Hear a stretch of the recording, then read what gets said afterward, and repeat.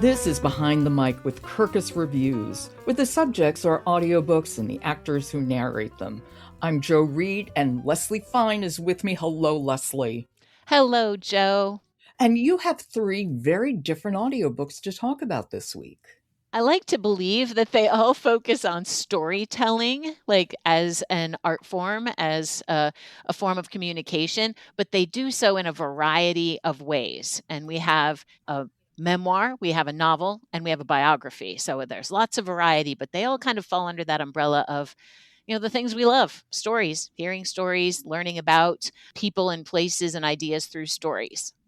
And the 3 books are, drumroll. So we'll start with the memoir. It's entitled Unread, a memoir of learning and loving to read on TikTok. It's written by Oliver James, and it's read by James Shippey, but the foreword is read by the author himself. The second is a novel called This Story Might Save Your Life.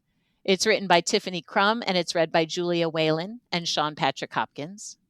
And the third, our biography, is Judy Blume, A Life by Mark Oppenheimer. And it's read by Molly Ringwald with an afterword by the author himself, Mark Oppenheimer. So we're starting with Unread, Yes. the memoir by Oliver James, read by James Shippey. So tell us a bit of a summary about this book. Now, I have to confess, I don't know much about, I don't know anything about TikTok and social media, really, but I was just fascinated by this idea of someone learning to read and gaining confidence to read and become a reader using a social media platform. So this memoir, Oliver James reflects on his life and how he credits that platform with helping him learn to read as an adult.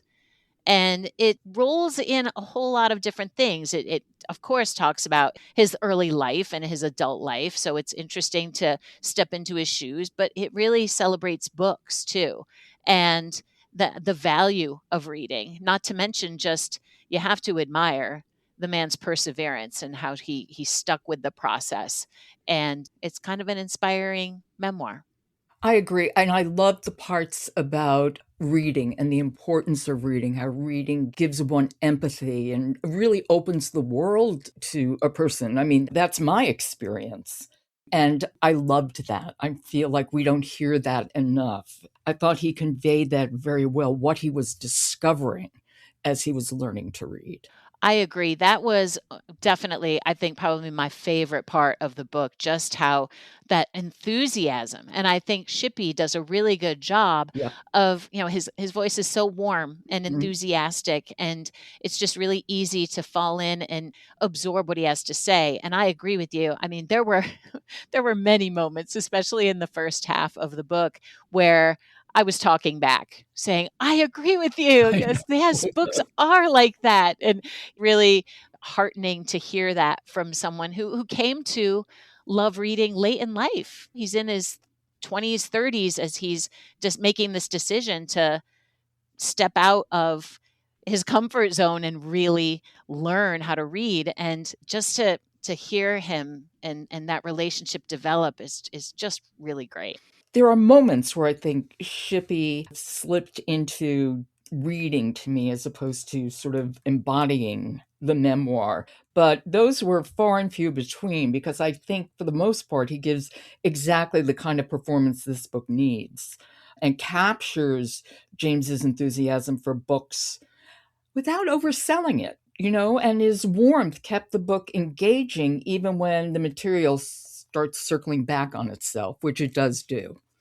Absolutely. And I agree with you about being read to instead of it being that kind of confiding voice of a friend. And I almost think that it overlaps with what you were saying, where when it starts to circle back and get a little repetitive, especially toward the end, I found that that's where I kind of lost my connection with Shippey's narration. I'm like, I wonder if he hears what I'm hearing, that we've heard that part before. Yeah. I think by the final stretch of the book, the repetition becomes much more difficult to ignore. Yes, that's exactly what I found. Yeah. It's such an important reminder of how transformative reading and also being seen through books can be. Part of that really helped me, especially with the audio format, to kind of stay engaged. He has his chapters linked up with specific titles. So those choices of books, whether it's The Phantom Tollbooth or Charlotte's Web or whatever, that was kind of a nice doorway and a nice framework to follow along and, understand where he's coming from and what those books meant to him as a growing reader. I thought that was really helpful. I really liked that. I liked it too because it really made reading and what he was getting from it so internalized into his story and not as Yes. something that was happening over there. It was an additional doorway into, really kind of an incredible process. What a mind he had that he relied on memorization for so long in his life and to compensate for not knowing. I'm like, wow, that's remarkable. Let's hear a little of the story and Shippey's reading of it. Sure. This is from early on in the book.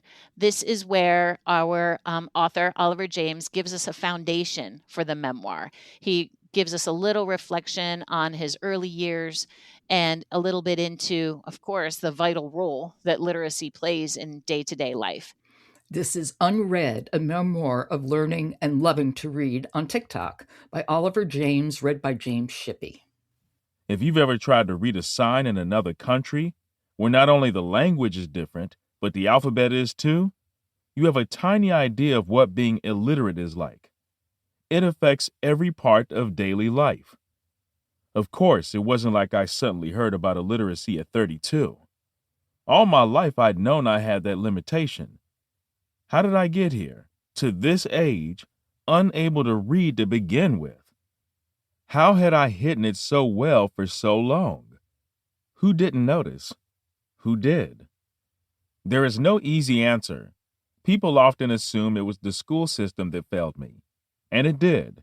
But it's not that simple. It's easy to look at a black kid raised by a single mom in Pennsylvania and guess what happened to keep him ignorant. And while my education, or lack thereof, was a big part of it, it's so much more than that. So many things had to go wrong for me to make it that far without this crucial skill. And then so many things had to go right and wrong and right for me to want it. I think the analogy of being in another country is really pretty fabulous. Most of us have been to other countries, and sometimes countries where a language is so dissimilar to our own. And I think this is a good excerpt too. You see the plain spokenness in both the writing and the reading, which I really think serves the material. Just the personality that comes across through both the writing and the performance. I agree. We're now moving to a novel. Yes, This Story Might Save Your Life by Tiffany Crum. We have two narrators here. We have Julia Whalen and Sean Patrick Hopkins, and the two of them take on the voices of Joy and Benny, respectively. These are two best friends who are also co-hosts of a popular podcast, which is also called This Story Might Save Your Life. And it's kind of an unlikely podcast. The two of them, it's a little bit of comedy and, as they say, a little bit of survival strategy. They entertain hypothetical, life-threatening scenarios, and they talk about it. What if this happened? What if you found yourself here? And then they go back and forth, kind of riffing on, here's what I would do. It's kind of it seems like a clever little premise for a podcast. But then in our novel, Joy disappears. And so Benny has to try to find her. And through this process, we learn about how they came to be best friends, and we hear all these different secrets as Benny tries to figure out what happened to Joy. This is an audiobook that really understands how to use sound. Right. Voicemail tips from listeners. There are layered production details that really, I felt, gave the book a very lived-in feeling. And I think the audio format really adds something to this. It's not like overwhelming by any means, but I felt like it was just right. That's so, yeah, I completely agree with you. And both narrators are excellent. Yes, I feel like they're tried and true. They're great at what they do, and they do a really good job with these two characters for sure, from start to finish. And this got in earphones, didn't it? It did. Yeah. And I do think in large part, just the use of the audio format and, going back and forth between those two great voices, hearing about their characters' experiences, even though it jumps around a bit in terms of time, and I think it does a really good job with that as well. Like, the pacing works beautifully, so Yeah. I found myself once in a while, I would be like, "Wait a minute, hold on." Like, where am I in terms of, "Is she gone? Like, what happened?" But very rarely, and when it happened, I could get myself back on the path pretty easily. They do a really fine job with this one. Julia Whalen is a superstar, of course. Sean Patrick Hopkins in this really stood out for me. When you're narrating with Julia Whalen, boy, does that say something. I think he gives Benny an emotional openness and conversational ease that kept me grounded, even when the plot becomes increasingly melodramatic. And I mean, I love the way Julia handled Joy's intensity and volatility as well. Though after a while, I found Joy as a character really annoying to spend time with. I have to be frank. And no, I understand that for sure. It kept going a little too long for me. Like, I feel like we spent more time with her than was really necessary by the end, if that makes sense. I feel like we have our story. I don't want to give too much away about what happens at the end, but what we go throughout, which is really interesting. I found it to be, the whole mystery aspect was intriguing. So there was a certain point where I'm like, "Okay, I agree. I got it." Like, that's cool. That's good. Like, here we are at the end, but then it wasn't the end. And that's when I lost. Yeah, so why is the book another hour long? Exactly. That's exactly how I felt. I think the novel starts with a terrific premise and a very strong sense of momentum. But then for me, it really began to feel like every scene begins pushing for Yes. maximum emotional or dramatic impact. And with so many heightened moments stacked together, they just stop carrying the weight they should. Every song is a showstopper. I bet exactly, you kind of need those ups and downs, and then you have to be at peace when it's like, "Okay, this is a great place to close the story," and I felt like, it went on and it didn't need to. It should have been confident enough to know, like, "Okay, this is a great place to stop." I agree. I agree. But narration terrific. And we're going to hear some. So set this up for us. Absolutely. So this clip is going to feature Sean Patrick Hopkins. So you'll hear Benny. Benny is reflecting on his last moments with Joy before she disappears. This is an excerpt from The Story Might Save Your Life by Tiffany Crum, read by Julia Whalen and Sean Patrick Hopkins. We'll be hearing from Sean. I hadn't known what to expect when I first dug it out of my pocket. Given Joy felt the need to be sneaky, I thought this very important meeting might have something to do with Mallory, or the live shows, or relatedly the incident this past August. Joy and I were overdue for all manner of heart-to-hearts, including how distracted I've been since my divorce. I arrived at 7 p.m. sharp, as instructed, ready to talk. But what came next was unexpected, and no matter how I replay the scene in my head, I'm still not sure what happened. One minute, she was greeting me with a hug, the next, disaster. For the 20th time since I rolled out of bed, I checked my phone. Not a single response to the humiliating texts I sent after I left, the latest of which asks if we're still recording today. Richie wags his tail, and I realize I haven't yet given him his treat. I award him with 2 for his patience, and have just started making coffee when my phone buzzes. My heart jolts, but it's not Joy. See, I think Hopkins nails the character of Benny. And in this scene, his uncertainty about what's going on, I mean, he has such a deft touch.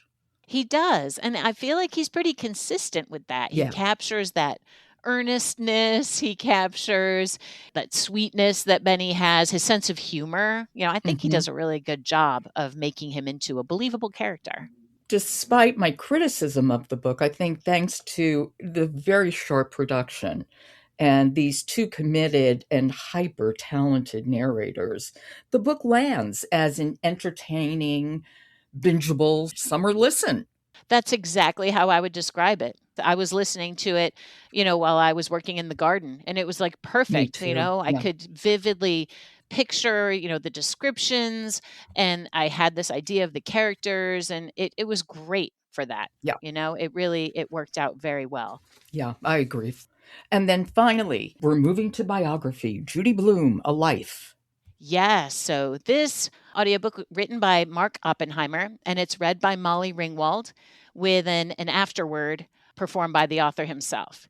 So for those of us who grew up with Molly Ringwald on our movie screens, as well as Judy Blume on our bookshelves or in our school libraries, this audiobook is going to feel very familiar, maybe a little bit cozy, like, oh my gosh, remember that book? Remember when this was going on in the world? If you're not familiar, Judy Blume, a celebrated author, primarily for young readers. She wrote Are You There, God? It's Me, Margaret, Deanie, Forever. She wrote a few books for adults as well. And then for younger readers, the Fudge series, the Super Fudge books. So she gets a careful look in this biography. And, learning about her life story and how she got started as a writer is kind of irresistible, I think, for any reader. I felt like this audiobook again was worth listening to. I learned a few things about an author that, I think was pretty groundbreaking, in her lifetime. Oh, for sure. I think, and I agree that Molly Ringwald turns out to be a great, great choice here.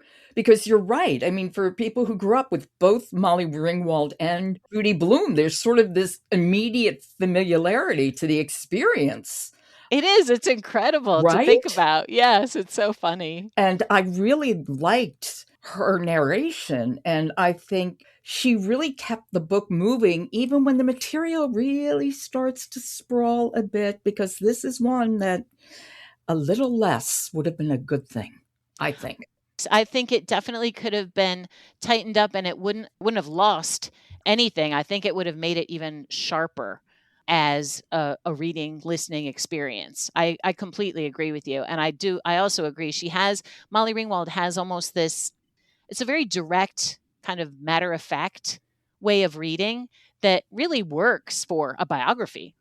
The book is almost 13 hours long. It's like weighed down by its own thoroughness. And I think it could have been streamlined in many ways. I was thinking about what you said with one of the previous books we've been talking about. It circled back enough that it wasn't necessary for it to circle back and repeat itself. Yeah, absolutely agreed. Is this in your phones? It is, yes. Yeah, yeah, it's deserved. I think this would have been a hard book to narrate. And I think she did a really, really good job with it. Yes, I agree.